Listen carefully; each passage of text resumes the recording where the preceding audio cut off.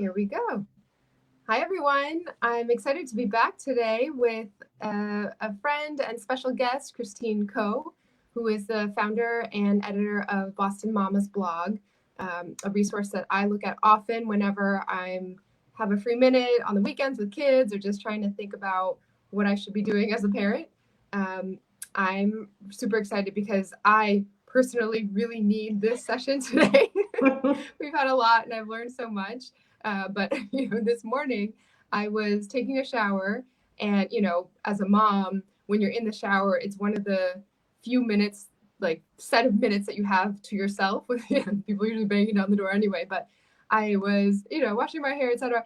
And then I was washing my face, and it felt funny. And then I realized I had just slathered my entire face with conditioner, and it just made me realize that down to my daily routine of being in the shower, my life is disrupted enough, with the kids being home and this and that, that we need a little coaching here how to manage. So it's a lot. Tell us about yourself. What's Boston Mamas? Why did you start it? Yeah, well, Michelle, thank you for having me on this morning. I met you, I guess, in the spring of last year or fall, and I was an immediate fangirl. I mean, I had already known about your work, but it was awesome to meet you in person. And yeah, I am a former music and brain neuroscientist. My last very fancy sounding stop was a triple postdoc appointment at Mass General Hospital, MIT, and Harvard Medical School. I left the field about 14 years ago, and I kind of started Boston Mamas just because when I see a hole, I want to fill it. And at that time, there were calendar sites, wonderful calendar sites like Boston Central, but no kind of lifestyle editorial related to Boston and beyond. And so I was like, I think I'll just start this. And it sort of took off. And now I have a podcast, and I wrote a book, and I do consulting and a lot of things. But obviously, Boston Mamas is my, the place where I launched into the internet. So it is definitely kind of this first love of mine for sure. And and what are you doing when you're not running Boston Mamas? Do you have kids? What's your life like? Yeah, it's pretty crazy around here. I have a 15-year-old who's a sophomore in high school, and I was going to say 8-year-old, but she turned 9 yesterday. So a 9-year-old, yeah, who is and birthdays during COVID-19, that could be a whole other Facebook Live, but yeah, she is in 3rd grade, and my husband is a therapist in the area, and so we are really doing the juggle. I'm used to working from home, but I have found, as I'm sure you find, that this is kind of a whole new level of exhaustion and even if I get enough sleep, I feel totally exhausted because we're all kind of operating at this like super high kind of worry environment, and you have to be on, like, there's no break. It's a lot. Yeah. No, and that's what I'm finding is that my husband is working from home as well, which means that we're basically just alternating blocks of time. Someone gets an hour or 2 hours, and the other's trying to keep the kids quiet or in some activity. And, we make a schedule at the beginning of the day for all 3 groups, me, him, and the kids, and who's going to do what when. And then inevitably something happens, and it's kind of, you have to scramble anyway. Yeah. And your kids are a little younger too, right? So there are challenges at every stage, but yeah, I mean, it is hard, and block schedules are wonderful, and they're another thing to pay attention to. Yeah, exactly. So what's your advice for parents or guardians, family who now are trying to do everything they had to do before virtually, plus with kids in the background? How do you make sure that the kids are still feeling supported and that they're developing and growing? Yeah, I mean, I have a lot of thoughts, but I'll try to like keep things concise. I would say, like, first in general, that I think it's really important both for parents and also for kids to just be okay with the fact that there are going to be disappointments. All of them are valid. Anything from the big vacations, for April break that you might have planned that you're probably going to have to cancel and lose money on, to the small things like I find that the little things like my kids not being able to see their friends, that's like quite devastating and quite a loss. So sort of remembering it's okay to feel like, for your kids to feel that stuff, for you to feel frustrated and sort of like, why is this all happening, and to feel out of control. I think there's a kind of reframing we need to do, because we're used to kind of being able to manage things and solve things. And right now, the idea that the way to solve things or work towards things is to just like be in and not see people is really, really difficult. I mean, even for introverts, I joke that like part of me is very introverted, but even I'm kind of like, I sort of miss people. Like, yeah. But then also sort of, as I mentioned, the block schedules that you mentioned, that's super helpful. But if you are finding yourself kind of overwhelmed by that, like that's okay. And I will share that our sort of guiding mantra in my house, in order to sort of keep people moving forward, is that every day you need to do at least one thing for your brain, one thing for your body, and one thing for the house. And I find that like just having that life raft of general principle to grab onto has been really, really helpful. And the house one is important. We can talk more about that if you want, but because as a parent, you're already shouldering all this load now, managing all these things. So to not have any, you need the family all in to help with housework and stuff. So to avoid resentment, like on the parent side. Yeah. So let's go through some of those things. Yeah. Starting your brain, body, house. How do you structure, what do you mean by brain for when it comes to the kids? And are you thinking about curriculum? For example, we haven't gotten to the point yet in Boston where there's set information coming from the schools or a curriculum that we're supposed to follow or anything like that. Do you think about, does it just reading? Is it games? How do you keep them stimulated sort of intellectually? Yeah, well, so right, as you point out, everybody's going to be, in different places. I live in Medford, and we've been out of school since Friday, and this week the curriculum, with a third grader and a 10th grader, like plans and information are rolling forward. And I will say, I was a little overwhelmed by just like even my third grader's plan, just because, and I love a good, Google Doc with a grid and how to do stuff, but I just was like, oh my gosh, this is another level of stuff to pay attention to. This is really hard. So I would just say, the great thing about like this happening now in this point of our lives is that we have a lot of tech to lean into. And this is the time when I think a lot of tech rules, or just whatever rules you have, are probably going to go out of the window, because, and I think that's okay, because there are amazing things happening. And I wanted to just give you a few examples so they can like look to some things. But for example, like the New England Aquarium right here in Boston, I think they've had something go live at 11, but they're doing these, like, if you've got a kid who loves animals, they're doing these demos like live from the aquarium, which is so cool.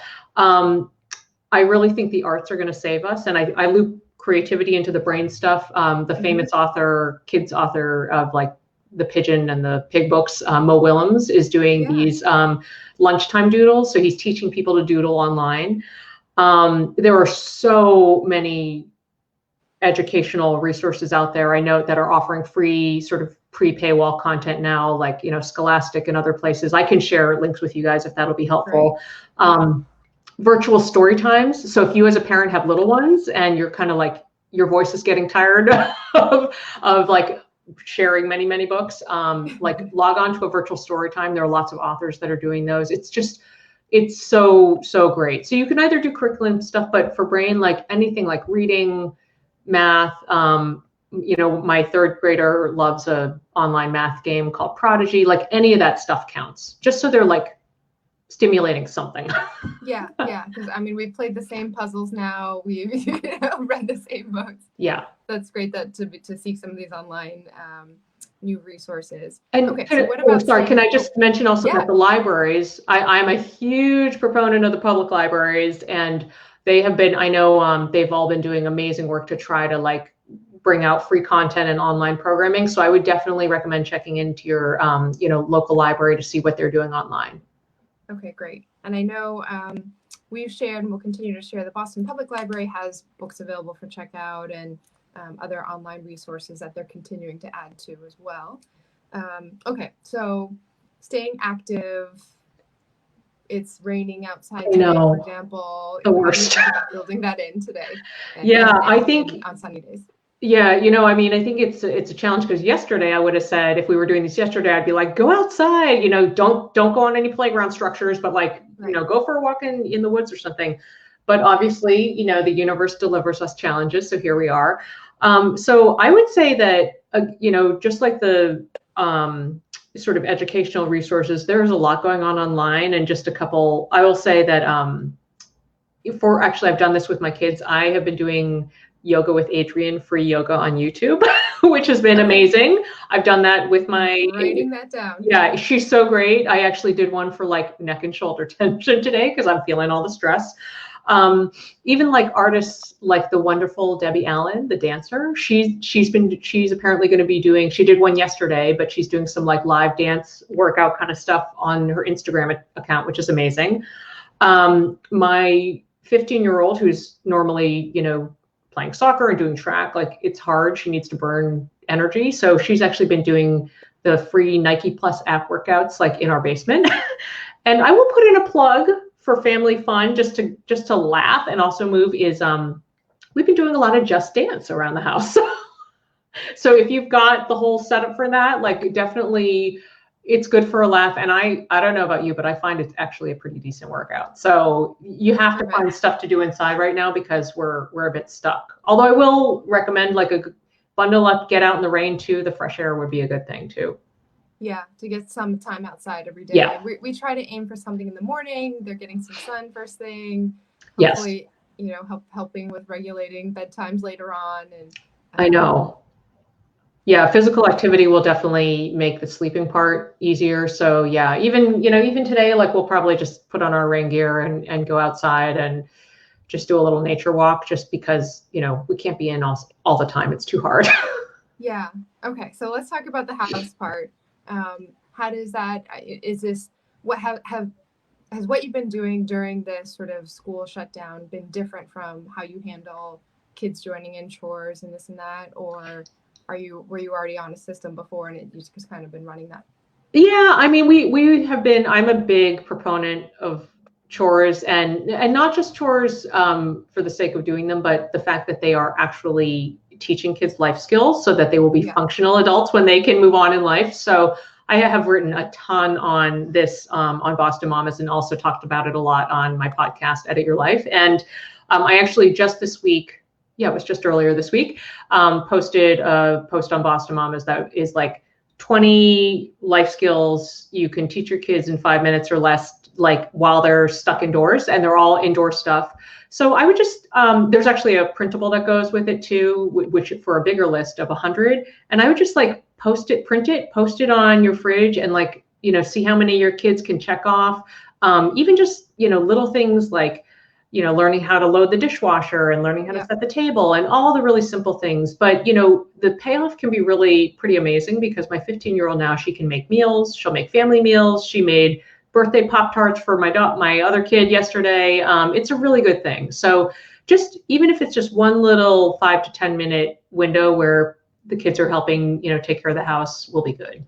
Yeah. And I've read a lot about that as in sort of sociological studies about different cultures and the kind of the age at which kids start really chipping in and participating in chores. And a lot of that is about parents' willingness to tolerate that first learning period, building in the extra time where it's going to take longer for them to know how to, sweep everything up when the first time you do it. And if you only leave 5 minutes, of course, you're going to say, okay, let me do it. You're taking too long, etc. But making that investment in the early times so that they'll be able to feel proud of themselves and want to keep doing it later on. Absolutely. I'm so glad you brought that up because I think a lot of this process is really about letting go, right? And so I remember actually one of my favorite things was when I first, this was a while ago, but, come in from the store, have the giant thing of toilet paper. A toilet paper story is very appropriate right now since that's what everybody is stocking up on. Yeah. And so I said to my probably then 6-year-old, I don't know how old she was then, but it was a while ago. I said, can you please refill all the toilet paper in the bathrooms? And I returned to the first floor bathroom to see she had made a stack of toilet paper rolls. Probably, it was taller than she was. It was probably like 20 rolls high. And I took a picture of it. I shared it on Instagram. I'm like, that is the most amazing thing I've ever seen. Don't go changing. Like, we will be stocked. We will be stocked in here for months. We're good. Just let them do it the way they're going to do it. And, you might find it's fun. It's good. But I'm glad you bring that up because I think that is a challenge. This whole, like, I can do it faster, so I'll just do it. Parents need to get their kids to help. It'll save your sanity. And I know personally, I feel less resentful and less grumpy if everybody is doing something. Yeah. And so you have your list up, and your kids are a little bit older, so they can kind of see, and they've gone through this with you already. For families with younger kids, do you recommend some sort of incentive system, or dividing up in certain ways where people always take responsibility for the same things, or how do you get that organized? Yeah, I want to say that all kids are going to be different, and I think my kids tend to be pretty rule following, whereas I know that other kids will have different personalities. My podcast co-host, actually, Asha Dornfest, likes to say, yeah, I have a choice C kid. If you give a kid choice A and choice B, they'll opt for C.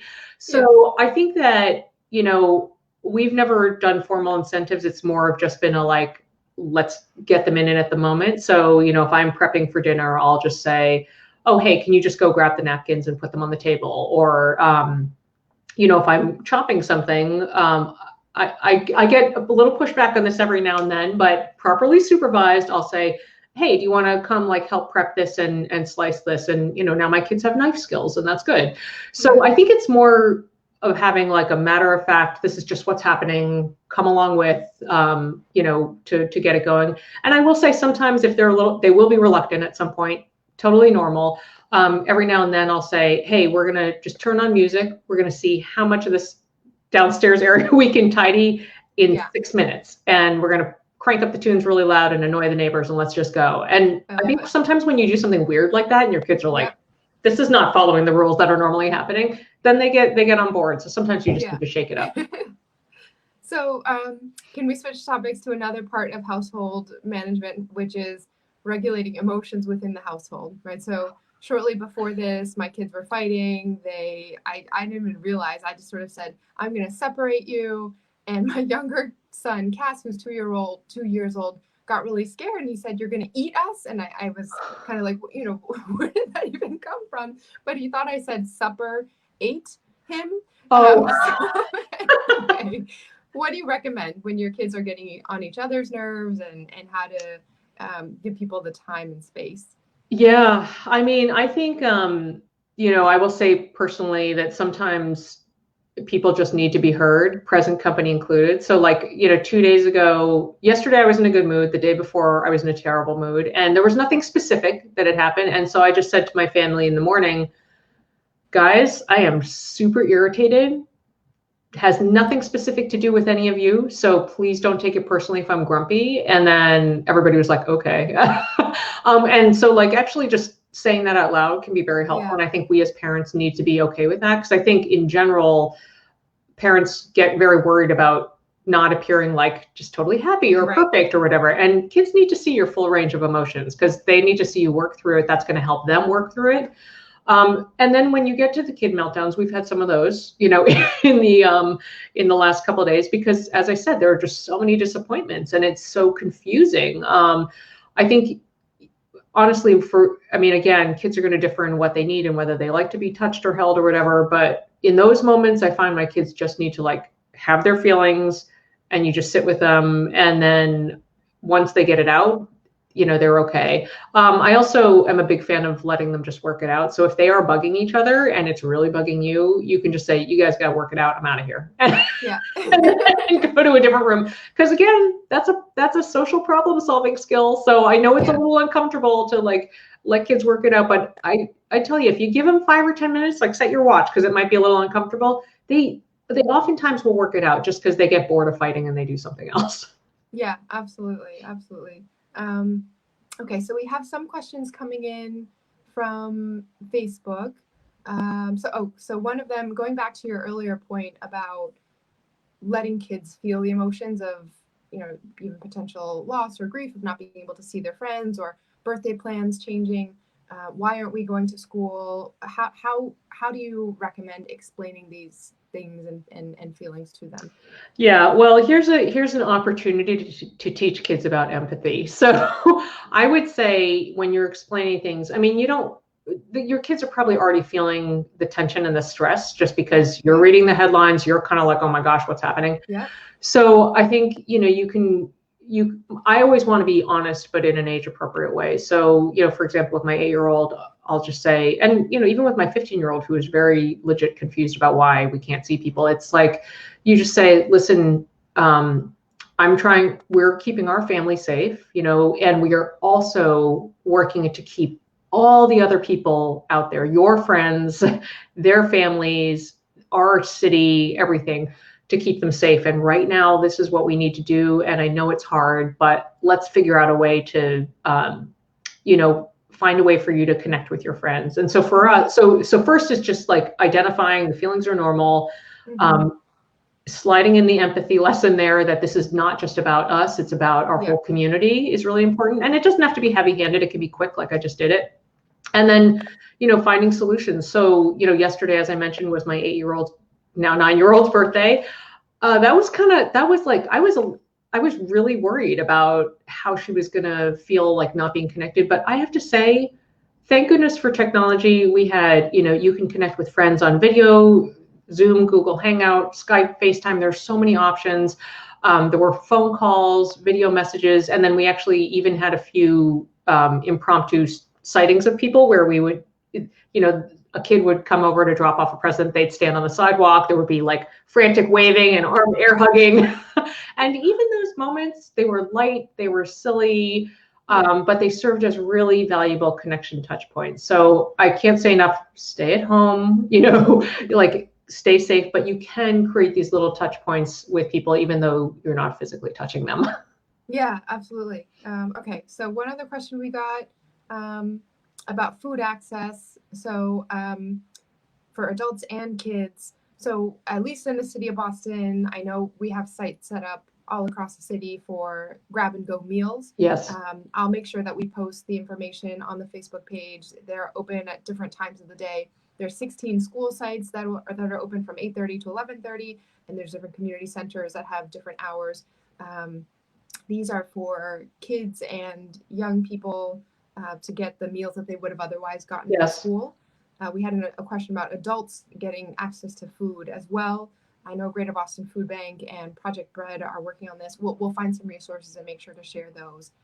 And just a reminder that this is emotionally stressful, but also extremely financially stressful for families, as we're having to cover a lot more costs. People aren't able to work, businesses are shutting down, and there will be a whole lot more that needs to be, from a policy standpoint, put together to support people. But in the meantime, we'll get the short-term resources out there as well. Yeah, thank you. I'm glad somebody asked about that, and that there are so many resources in place. That the food and also tech equity issues have been really weighing on me because they're very real. And also, since you just mentioned, I just wanted to slide in something about small businesses, which I've also been like fretting about. And I would say, because somebody asked me about this, I'll just bring it up, that if you have the means, like right now would be a great time to like buy gift cards, or, for some of your favorite restaurants and places that might be struggling. If you don't have the financial means right now, like their pages on social media, drop them a Yelp review, like whatever those little free things that you can do to try to support these businesses, because I'm legit concerned about what is happening, on the ground for people too. Yeah, there was a phone call with small businesses from across the city yesterday, and several hundred businesses on the line with the Chief of Economic Development. And the data that the city had collected was pretty stark, just preliminarily, about the majority of restaurants experiencing over 50% drop in sales, and it was something like 3/4 or 1/3 of restaurants had experienced a 75% or more drop in sales, and it's going to take a while to come back from this. We're trying to think about creative ways to encourage people, if you can, if you are able financially to support your local restaurants. Many of them are still offering takeout and delivery, and we're trying to support them on the city side to do that. Think about making a donation to some of these resources. Again, Project Bread, their food source hotline, Greater Boston Food Bank. Oh, and my team is telling me the phone number for that hotline, a toll-free hunger helpline for Massachusetts residents, is 1-800-645-8333. And they also have a link on their website about food resources during public school closures as well. Wonderful. Wonderful. I would also say, if you, if you in your neighborhood, if you've got sort of elderly folks or neighbors that you're concerned about their ability to get out, just like, next time you're doing your emergency run to the store, like just text them really quickly and find out or connect with them in some way, see if there's anything that you can pick up for them and drop at their doorstep. I know there's just a lot of people who need stuff right now. So, I mean, my mom called me asking if I had cheese. I'm like, I'll run it right over. She's 83 years old and she doesn't want to go out of her house. And I'm like, please don't go out of your house. Right. So it's hard. It's a lot of need, but there's also, I think one of the most beautiful things that I've seen is, how local businesses and other people and, just people in the community are really stepping up to support one another. And I think that's the thing we've got to like kind of lean into and try to contribute to right now, because this is just unknown. This is unknown territory, and it's going to be really hard for a while. Yeah, there are so many organizations and people informally popping up to help. I'm trying to think about ways to coordinate or provide a platform for that to happen. I know a lot of folks are volunteering and interested in calling seniors across the city and want to do so in a way that feels like we can then appropriately follow up and for sure match them with the resources that they need. So we'll keep thinking about that as well. Any other tips for parents during this time, parents, guardians, family members during this time, Christine? Yeah, I mean, I think, I'm sort of a mix of always wanting to be like very practical and then sort of big picture, wanting people to kind of like just go easy on themselves. And so I would just say that, do the best you can. This is a marathon, like not a sprint. So, I think the more we can do to try to like just ease up a little bit and, as I said, like lean into all these wonderful resources that are online, but also if you have a day where you just need to like use your Netflix and let everybody veg out and just do your thing, like that's okay. It's what's gonna need to happen. I mean, we're out, Boston's already, I think, out till April 27th in the schools at least, right? So it's gonna be a long stretch, and we just have to figure out little ways, to try to take the pressure off. So I would just really encourage people to do that, because otherwise we're all gonna lose our mind. Yeah, no, I think that's exactly right. We do our best to plan, to think about, brain, body, household, and then give yourself the grace to take the space that you need for yourself. And can I make one last recommendation? I will also say that just from the adult side, because I think the reason I've also, obviously want to sprinkle in, we've been talking about parenting stuff, but, like, because we're also managing our kids, we need a lot of support. So I would just say, make a little recommendation to parents to find something to make you laugh, because I think whether it's finding a great humor writer or I like to listen to comedians on Spotify. It's definitely not G-rated, so you might want to like plug in your earbuds, but listen to Ali Wong since we're two Asians on the line. I gotta recommend her. Yeah. Just find something to make yourself laugh, because things are so serious right now. It's like debilitating, and a little levity in your day will go a long way, I think, to helping you through it. Absolutely. Well, thank you so much. We so appreciate you. Tell everyone where they can find both of the resources that you mentioned. Well, the blog is bostonmamas.com, bostonmamas.com. And then you can see all my other work at christinekoh.com. I'm sort of everywhere on the internet. And if you want to see the crazy rainbow cake I made for my daughter yesterday, I'm on Instagram at Hello Christine Koh. Perfect. Well, please follow. Let us know if you come up with any other ideas. We'll try to post those resources. And thank you so much. Speaking of small businesses that we were talking about earlier, we will be on tomorrow at noon with a local restaurant owner in Hyde Park who's doing his best to adapt and has had some creative ideas, but he'll give us the view from those who are right at the front lines in terms of small business. So thank you, everyone. We'll see you soon. Sending virtual hugs.